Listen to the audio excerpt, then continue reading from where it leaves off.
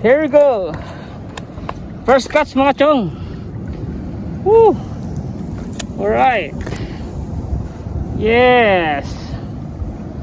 That's a bluefin. So gamit ko yung isang bait. Alright. Woohoo! Yes, boy.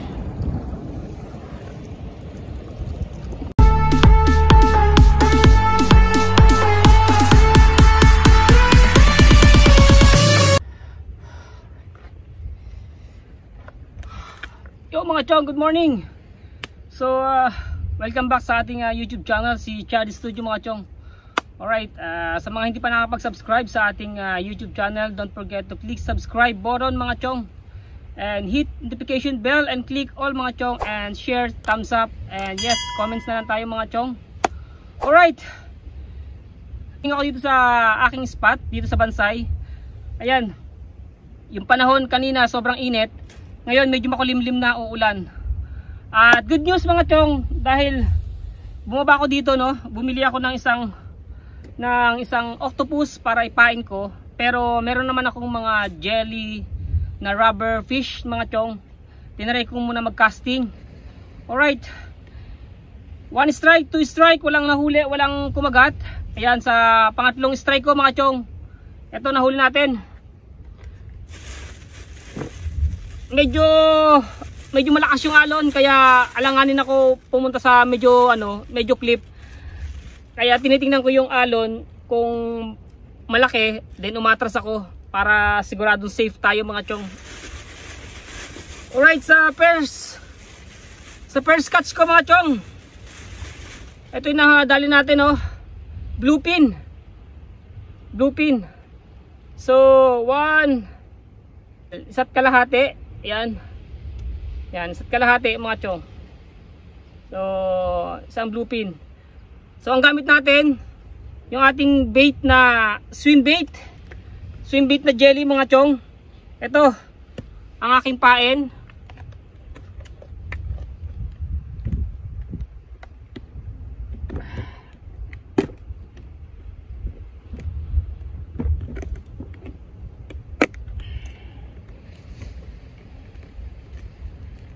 Medyo alanganin talaga yung panahon mga chong, kaya nagmamadali ako, no, mag-casting at bumaba dito sa aking bansay, dito sa fishing spot ko mga chong.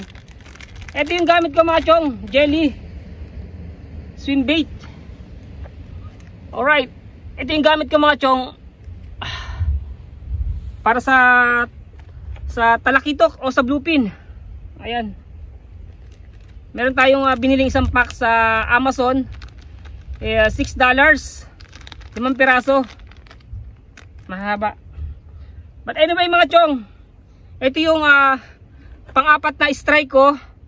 Kumagat siya, no, pero nadapisan lang. Pero yung panlimang strike ko mga chong, ayan, ito na pala yung inahin. Oh shit. Yan, tamang-tama ang size, sobrang laki. Ito mas malaki. Alright. Woo! So kinain niya yung ating bait, yung ating orange na bait, no. Mabuti maganda yung kanyang pagkatama, no. Maganda yung pagka-hook niya dito sa may kanyang tagiliran. Kaya ayan, no, makita nyo mga chong, medyo malapit na siyang matanggal sa pagka-hook. At nangyari sa aking rod mga chong, very worse. Yan, gamit natin Daiwa Citrate 2,500. Nangyari sa rod ko mga chong, medyo malakas yung alon talaga. Nung time na kumagat itong malaki na to, nag-aalangan ako, no, kaya medyo umatras ako mabuti, kasi malaki talaga yung alon. Very danger talaga itong alon dito sa Bansay, dito sa baba. So malaki siya, no, tumakbo ako. Ayan, sumabit yung yung rod. Naputol yung rod ko. 1 and 3 inch yung naputol. Pagkaputol niya, oh, ang layo. Ayan. Pumunta siya sa ano, sa gilid ng ano, ng corals. Then malakas yung alon, umatras ako. Ewan ko kung na-record dun sa GoPro, kung na-record. Hindi ko na ano hindi ko na alam kasi iniisip ko yung alon, baka mahampas ako, sobrang laki. Sigurado baka sumasad ako sa corals, ma-injury tayo, no. Kaya tumakbo ako. Etong isda na to, gumilid. So kaya naman ng ano natin, kayang-kaya ng ating reel. Kaya lang tumama to sa ano, sa corals sa gilid. Paghila ko, ayan, na-break siya mga chong. Na-break.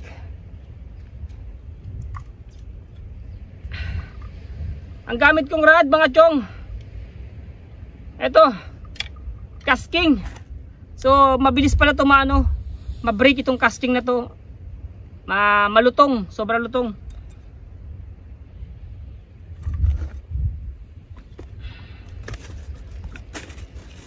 Kayang-kaya ng ating ano, ng ating rod, ng ating reel, kayang-kaya ng ating reel. Pero yung rod, kaya naman, kaya lang tumama talaga sa ano, tumama sa ano, sa corals sa gilid. Yung ating reel paghila ko kasi malakas yung alon mga chong talaga. So, eto, nadali natin.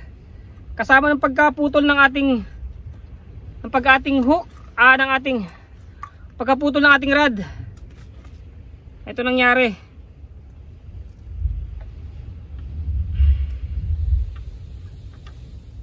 Ayan, naputol. Naputulan tayo. Mabigat. Mga 3 pounds. 3 pounds o 4. Ayan. So, right, thank you. Woo. And of course, yung ating isang baby.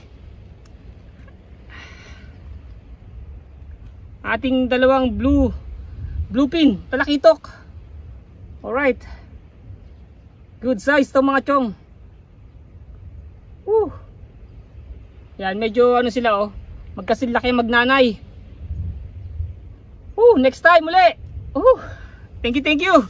So ayan mga chong, magbaback up na ako, uwi na ako.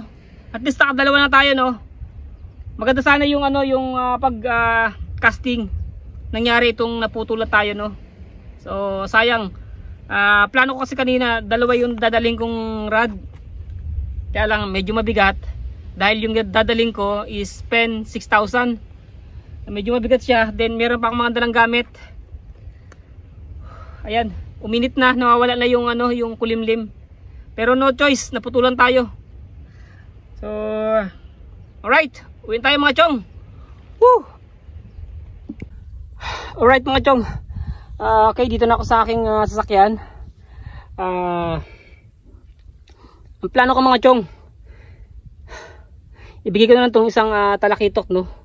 Kung sinong makakarating dito sa park na to, sinong dumating kahit anong lahi, i-alok natin ito. And then papicture tayo mga chong. Ayan, medyo marami ng isda sa bahay.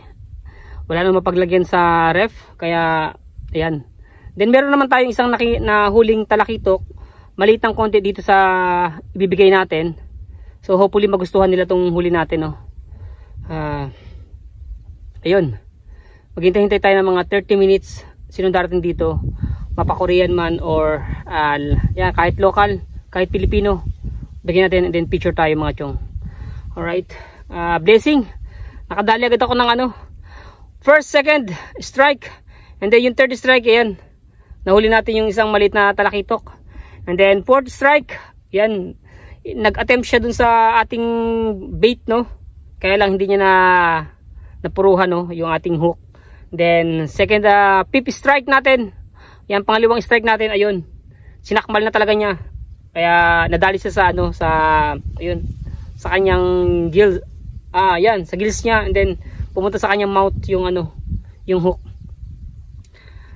Yan, bali, lakas nung ano, nung paghila niya. Kaya lang, kung hindi malakas yung alon mga chong, na-survive ko sana yung ano, yung aking rod. Kaya lang malakas yung alon, umatas ako, then hinila niya yung ano, yung aking line, no, papunta sa corals. Kaya ayun, medyo tumama yung duluhan ng ating rod. Ay, nadali, naputol. Malaki yung alon. Ayan, then sinalpok niya yung ano, yung corals, kaya sayang. Ayos, ang ganda nung ano natin, setup natin. Yung aking leader line mga chong, I think nasa 20 pounds lang siya. Then yung ating hook number 4, ayan. Medyo katamtaman lang, no. Ganda ng bait natin. Swim bait natin, ayos na ayos yung jelly. Kulay orange, attractive. Yan, nadali niya yung ano, nadali agad nung isang talakitok, and then itong malaking talakitok nadali na rin. Kaya malaki-laki to. I think nasa dalawang dangkal ko, no. Maliit naman yung aking ano, dalawang ganito ko. Maliit naman yung aking ano, palad, no. So dalawa siya. I think dalawa. More than pa sa dalawa. Yan, bigyan natin mamaya kung sinong dumating. Yan, hopefully magustuhan nila yung ating huli. Yan, shout out sa ating mga followers diyan, at shout out diyan sa kay Kavi Fishing. Ayan, madalas akong nanonood sa kanyang fishing adventure sa lahat ng mga magagandang spot, no mga chong. Ayan, shout out din kay Tony. Yan, pasensya na, medyo matagal ako nakapag vlog. Ang hirap dito mapuntahan yung mga spot, sobrang lalayo mga kaibigan, no. Talagang ubos ka ng ng gasolina, and then yung tire mo, and hindi mo pa alam kung maganda yung condition ng tubig dun sa pupuntahan natin, no. Kaya ito lang yung medyo malapit, yung El Toro, Wim Beach, at yung Tanapag. Yan, siyempre yung papunta ng proper, no, sa Garapan. So yun lang yung mapunta natin. And then yung PIC, COP, medyo malayo-layo na talaga siya. Pero dito lang tayo sa medyo ating area. Medyo malayo na rin to, at malayo na rin yung lalakaran ko papunta sa fishing spot ko, pero okay din naman, para ako nag-hiking. Maganda rin naman yung yung view, at pag nakachepo ka ng mga magandang isda, yan, katulad nito. Mostly marami dito mga talakitok, mga bluefin dito sa area na to, sa Bansay, dito sa fishing spot ko talaga mga chong, maraming ganito. Kaya lang depende talaga sa bait na gagamitin natin, no. Yung floater, yan pwede natin magamit. Pero maraming mga corals diyan sa sa baba na to. So pag hinila talaga ng mga grouper, yan mga lapu-lapu, sigurado pwede tayong sumabit, no, sa mga corals. Kaya pero maganda rin yung maganda rin yung naka-floater, just in case malakas yung alon, medyo nakababad ka, then medyo malayo ka dun sa area mo, okay lang, safe. Pero pag magka-casting at malaki tong alon, talagang titingnan mo talaga mga chong yung tubig, kung paparating yung malaki, and then yung hampas sa'yo, so atras ka para hindi ka dun tamaan ng malakas na alon, then matumba ka dun sa mga corals na tinatapakan mo. Sobrang tatalas mga kaibigan, no. Kaya ito, nakasapatos ako. Mostly yung sapatos ko bibigay na, sira na yung ating mga sapatos sa sobrang tatalas ng ng mga bato na tinatapakan natin, dadaanan natin. Sobrang yan, sobrang matalas, kaya konting ingat-ingat lang. Ang ganda ng ng ating panahon. Yes. So naka 5 strike lang tayo. Wala pang 30 minutes. Ayan, back out na tayo, back out. Pero kung hindi tayo nasiraan mga kaibigan ng rod, naandun pa ako, continuous pa ako doon. Ang approximately ko talagang umuwi, no, mga 1 PM. So dumating ako dito 7:30. So 8 talagang as in na ako, finish na ako. Yan, tapos na ako mag-fishing dahil naputulan tayo ng rod. Okay, pupunta tayo sa fishing tackle. Bibili tayo ng glue para maikabit natin, no. Sayang naman, medyo maganda pa naman yung ating rod. Tamang-tama dun sa ating reel. Ayan, sa mga bibili ng reel, no, isa tong maganda, itong Daiwa 2,500, 3,000, 4,000 citrate. Medyo may kamahalan nga lang mga kaibigan, no. Medyo mahal siya ng konti, unlike dun sa mga ibang Daiwa na ibang brand. Pero ito citrate sobrang ganda, no, strong. 2,500 lang. Very strong yung kanyang bearing, yung ring niya, talaga sobra. Kaya pag nakahuli ka ng mga medyo malaki, ayan, huwag kang mangamba, kayang-kaya ng reel mo. Depende rin sa line, no? Sa line mo, at saka sa hook, at saka sa leader line. Nangangamba lang ako kasi kanina, baka may kumagat na sobrang laki. Ang bumigay sa atin yung line natin, yung leader line. Pero hindi naman, no. Akala ko yung pagkagat nito maliit lang, itong nahuli ko nung pangalawa. Akala ko maliit lang siya. Pero siyempre unang bite, paghila niya, konti pa lang, no. Then yung hinila niya todo, yan, nagulat ako. Malaki, tapos paparating pa yung laki ng alon. Yung port na strike ko, yung inattempt niya na pagkagat dun sa aking swim bait, nakita ko na siya, itong isda na to, nakita ko na talaga siya. Na daplis yung kanyang pagkakagat, no. Kaya yung fifth strike, hinintay niya talaga. Nag-ikot-ikot lang dun sa area, nakikita ko siya, nag-ikot-ikot lang siya. Then ayan, nung malapit na sa patabi yung aking swim bait, sinakmal na talaga niya. So ayun, nadali siya, napuruhan siya. Sinakmal niya yung swim bait buo, then pumunta sa gills, then pumunta sa mouth niya, yung kanyang hook. Yung hook niya, yan. Kaya maganda yung pagdadali. Pero kung daplis lang yung hook, sigurado wala na to. Pero na sobrang bumaon doon sa kanyang sa magandang parte ng kanyang mouth yung hook natin, kaya sulit, huli natin. Medyo nanginginig yung aking tuhod doon sa pag-akyat pauwi. Medyo mataas-taas kasi yun. Yung aking sinampahan medyo mataas-taas. Ayan. 10 minutes, 15 minutes na or 10 minutes na, no. Wala pang dumarating dito, so sana may dumating para maibigay ko tong isda. Alright, see you mga chong. Sa mga hindi pa nakapag-subscribe, ayan, ulitin ko, please follow my Facebook account, Richard Ogbak, and then yes, ang aking YouTube channel, Chad Studio mga chong. Ayan, nakapag-breakfast tayo at nakapag-relax din tayo kahit paano dito. Maaga tayo nakauwi, no. So sana may dumating para yan, considered may bigay tagal na rin to. Kahit Chinese, wala nagpipishing dun sa area sa area nun sa may baba. Mostly meron dun mga nagpipishing sana ngayong Sunday, pero as of now wala pa. Wala yata tayong mabibigyan dito ng isda. Kailangan natin hintay-hintay yung mga bikers. Sana may bikers pa dito. Alright, see you mga chong, wait lang tayo Okay, may paparating na isang bikers. At kaya lang wala siyang plastic. Kuya! Woo!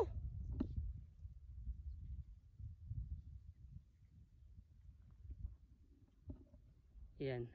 Sana magustuhan itong isda, no. Ating bikers.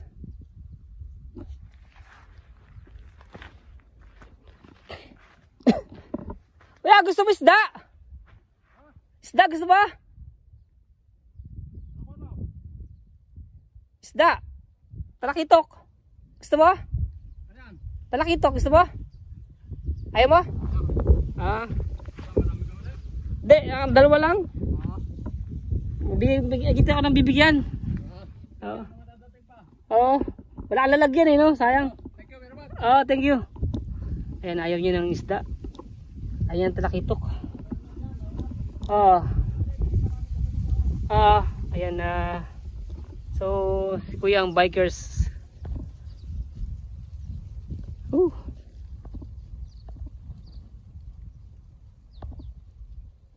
So ayun ang mga bikers, yung ating isda, no. Kaya ayan, uwian tayo mga chong.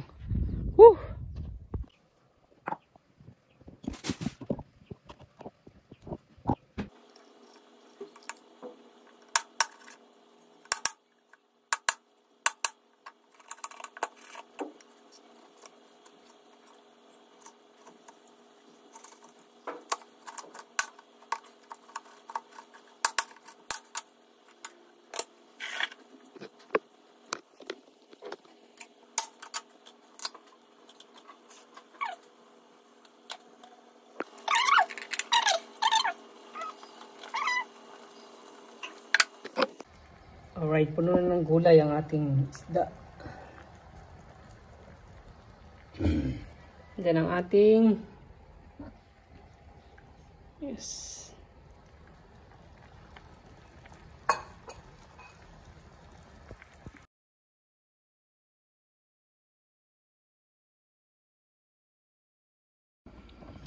so right ito mga chong. Tapos na yung ating rod. Naputo natin rod, ayan. Yan, bali ayusin natin, linisin natin mamaya pagtapos. Pag medyo matuyo-tuyo na, ayan, linisin na natin. So ito yung ating rod na naputol mga chong. Oh yan. Ang ating rod na naputol. Okay na to. So patuloy lang natin ng konti mga kaibigan. No?